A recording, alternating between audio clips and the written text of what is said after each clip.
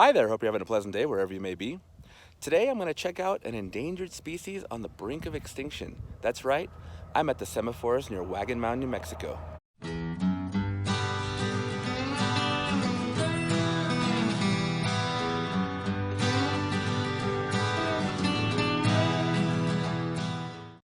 These semaphores located near Wagonmound are halfway between Las Vegas and Raton, New Mexico, right off of I-25. So what exactly are the semaphores? Well, to put it simply, they're just really old rail signals. And I'm just going to throw it out there right now. These are not the last two, but the numbers are dwindling, and I will touch on that subject in a little bit. Trains traveling down a track aren't entirely unlike cars traveling down a road. They have to adhere to rules and speed limits and things like that, as well as traffic lights, which are basically what rail signals are. Rail signals today tend to more or less look like traffic signals, so you probably haven't seen a semaphore signal unless you've been to a railroad museum or watched like an old-timey cartoon or something like that. So basically it's composed of a wooden blade that, depending on what position it is, determines what the engineer is going to do with the train, and a corresponding lens of different colors to go along with the position of the blade. Right now the blade is up, which indicates that it's okay for the train to pass on through.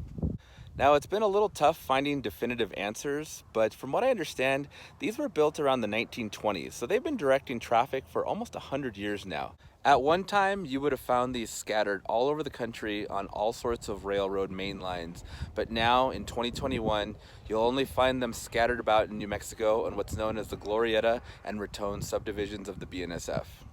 As a little backstory, in the 1880s, the Atchison, Topeka, and Santa Fe Railroad completed their transcontinental railroad, and it cut through this part of New Mexico and dipped into Colorado. Now, between about Albuquerque and Colorado, there were two major passes, the Glorieta Pass and, more importantly, the Raton Pass, that were very difficult to traverse. They needed a lot of helper engines, there were steep grades, and it was just difficult. Around 1908, they completed the Belen Cutoff, which just south of Albuquerque sent the train east and cut across Amarillo, Texas, and eventually met up with the rest of the line, bypassing those two difficult passes. Now, the passenger rails kept going through here, along with some freight, in order to serve that little corner of Colorado. So in general, this stretch of track wasn't getting used a ton, so there wasn't a ton of urgency to update the signaling.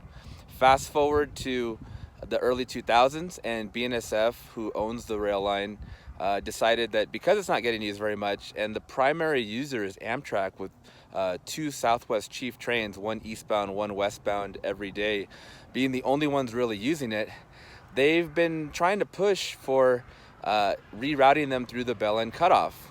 Now, this has gotten a lot of pushback from the local communities that rely on this as a vital link to get them places, as well as rail advocates that don't want to see passenger trains cut off from this area. So BNSF has begrudgingly reconsidered, even though it seems like they're kind of still trying to fight it. When it comes to the semaphores, it's difficult to maintain old equipment like this. A lot of times it's hard to find replacement parts and things like that, especially when it's pushing 100 years old. And they also don't comply with modern safety standards that they're trying to upgrade all the rail lines to. So BNSF has pretty much already said, yeah, these are history. In the long term, they're going to be all replaced sooner rather than later. With that in mind, the semaphores are popular among the rail fans, quote-unquote foamers. If anything, I've noticed that rail fans tend to like things that are historic or unique or rare, and the semaphores kind of meet all that. Even before they were put on the chopping block, but more so now that their time is limited here. For anybody that's curious and would like to see these for themselves, you might want to hurry, because it might, in the next couple years, they might all be gone. But as far as location-wise, they're kind of scattered between the small community of Glorieta and the Glorieta Pass area, all the way up to about Raton. And when I say scattered, you could be going down a stretch of track and see a semaphore, and then the next signal could be a light. They're not like all, it's not like a whole stretch of them, but there's a lot of them in this area, relatively speaking. From what I've kind of experienced in the Glorieta area in general, trying to find the tracks, they tend to separate from the road a little bit, so it's a little harder to get to some of them. Whereas this one, I'm near Wagonmound. Wagonmound is named because there's a little hill next to it that kind of looks like a covered wagon being pulled. You judge for yourself. And these are, like I said, right off I-25, and there's a frontage road that goes right next to them. You can pull over, admire them for yourself. Just north of Wagonmound, I spotted 3 different sets of these that you can take a look at for yourself. Wait for a train if you'd like. If you do decide to, just keep in mind that the Glorieta Pass area, there's a fair amount of like farmland and private property and things like that, so don't trespass. And always a reminder, train tracks are private property, so don't walk on the tracks, don't climb on the signals, don't do any of that stuff. Admire them from a short distance, take your pictures, and if you're at the right time of day, wait for a train. Now, another way to see the semaphores would be to ride the Southwest Chief through this area.